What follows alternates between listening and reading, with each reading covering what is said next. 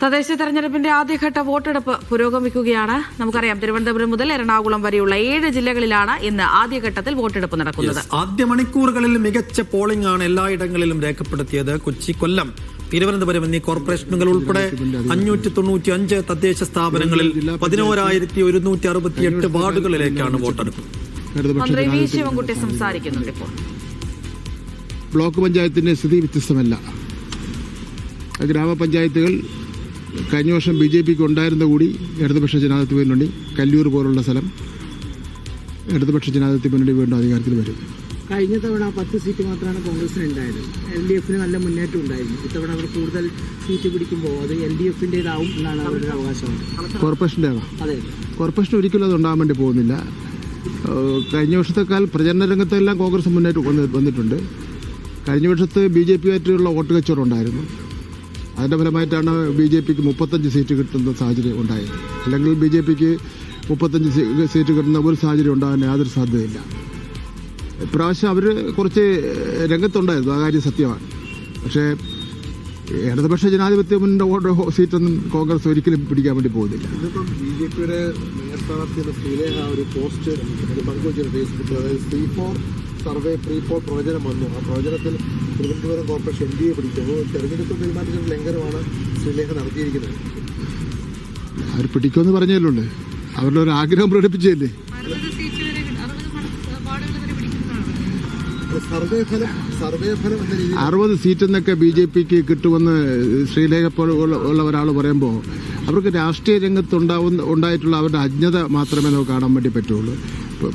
പൊതു രാഷ്ട്രീയ രംഗത്തും നമ്മുടെ തിരുവനന്തപുരം നഗരസഭയിലെ 101 കോർപ്പറേഷൻ വാർഡുകളുടെയും രാഷ്ട്രീയ പൊതുസ്ഥിതിയെ സംബന്ധിച്ചിടത്തോളം, കഴിഞ്ഞ കാലങ്ങളിൽ ആരൊക്കെയാണ് ജയിച്ചിട്ടുണ്ടെന്ന് സംബന്ധിച്ചിടത്തോളം ഒരു ധാരണയില്ലാതെ ആരോ എഴുതി കൊടുത്ത കാര്യം പറഞ്ഞതാണ്.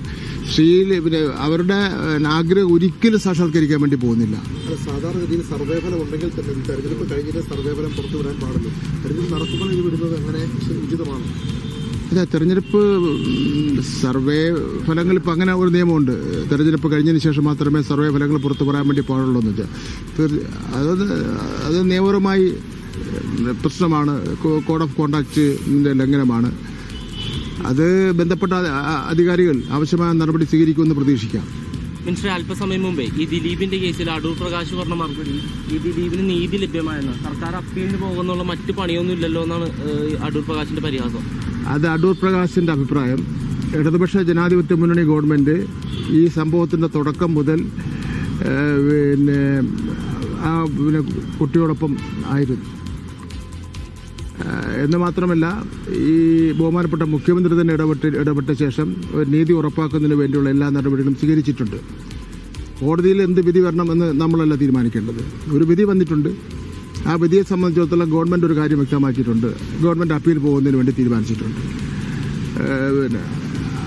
അടൂർ പ്രകാശിൻ്റെ എല്ലാം അവരുടെ പാർട്ടിയുടെ അഭിപ്രായമായിരിക്കും. അത് ജനങ്ങൾ തീരുമാനിക്കട്ടെ.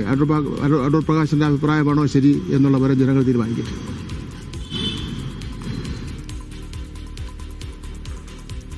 വോട്ട് രേഖപ്പെടുത്തിയ ശേഷം മന്ത്രി വി ശിവൻകുട്ടി പ്രതികരിക്കുകയായിരുന്നു. ഏതായാലും ഈ ദിലീപ് വിഷയത്തിലെ അടൂർ പ്രകാശിന്റെ പ്രതികരണം അത് നമ്മൾ വിചാരിക്കുന്നത് പോലെ അല്ലെന്നാണ് തോന്നുന്നത്. തീർച്ചയായും തെരഞ്ഞെടുപ്പ് ദിവസം രാവിലെ തന്നെ ഒരു അജണ്ട ഈ വഴി സെറ്റ് ചെയ്യപ്പെട്ടു എന്ന് വേണം കരുതാൻ.